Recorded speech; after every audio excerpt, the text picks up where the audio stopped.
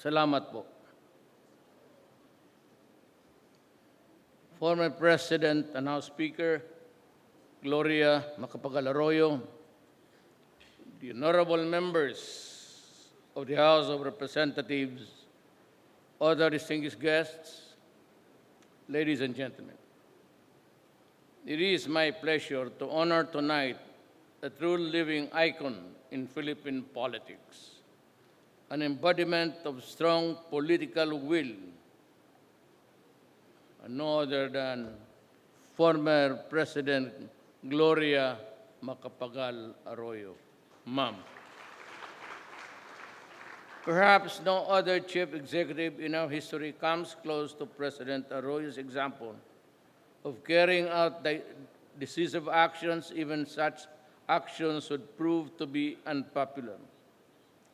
Indeed, their intuitive and hands-on leadership has carried our nation forward, especially during trying times.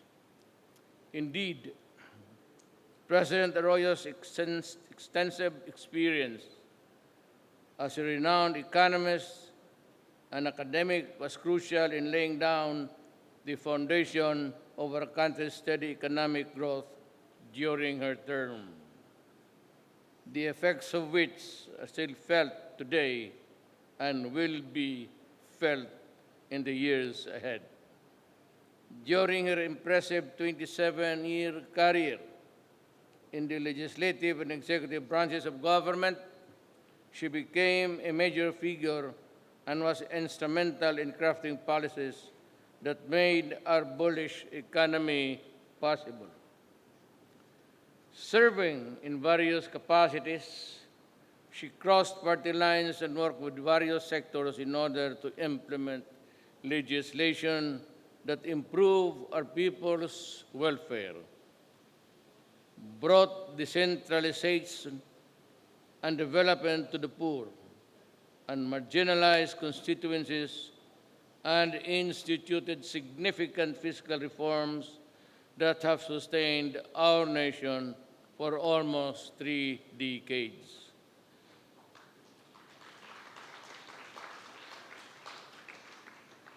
I have always held President Arroyo in high esteem for inspiring and disciplined leadership, not only for my presidency but the rest of the public as well.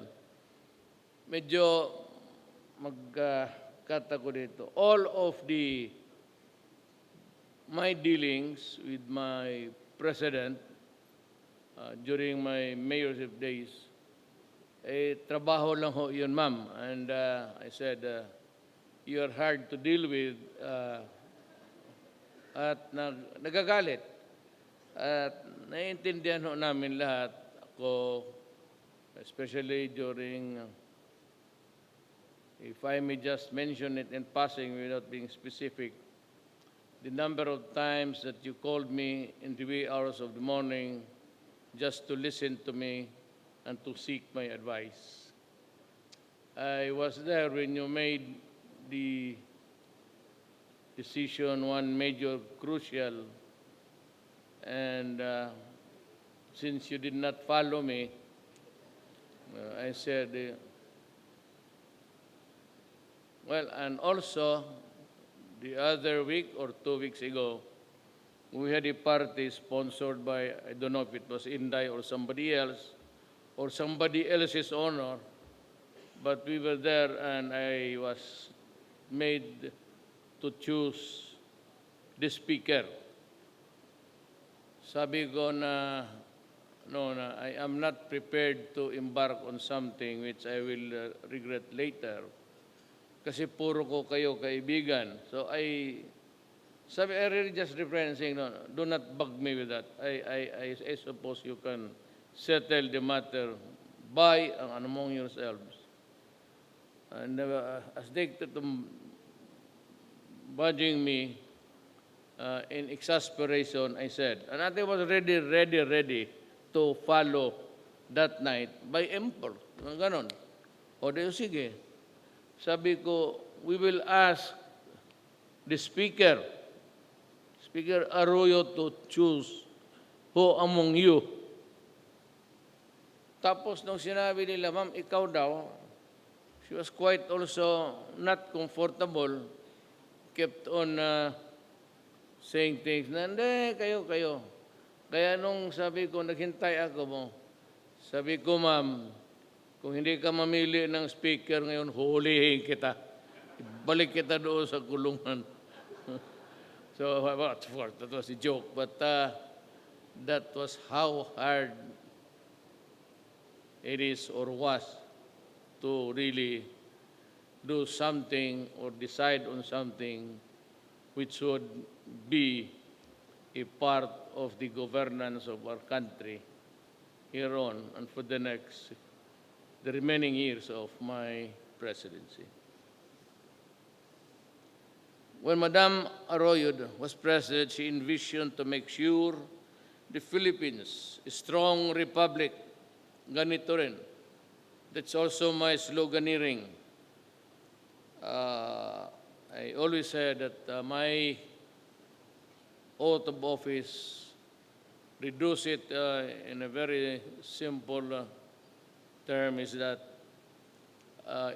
I swore to protect the people and preserve the Republic of the Philippines. So I would like, at any other time, we have acquired so many armaments. And there are things, kukunti na lang, which I hope that Congress would tide us over to complete the instruments that we need in dealing especially with terrorism. I hope that by the time I make my exit, nandyan na lahat yan, because I am not belittling the events to come or the person coming in to be the next president. Hindi ko alam kung sino. And I'd rather that I live with a strong military and police and equipped to challenge the enemies of the state, especially terrorism. I see a very dangerous times ahead, and I hope that we'll be able to contain whatever there is to really to. But lumalabas nga yung pawis sa kamay ko just thinking about if it would go ori outside of Sulu and Basilan Islands. So that I said, I must be prepared. And nabili na ko na ho yung mga kailangan, but there are still a few things that I must have for my armed forces and the police. And one of these days, I will call for for a time to talkative, and we'll talk about it because it's really needed by the country. Now I only intend to make our country even stronger by following her brilliant example of a strong-willed leadership and decisive governance. Madam President, we raise our glasses tonight for the invaluable contributions that you have made as a public servant.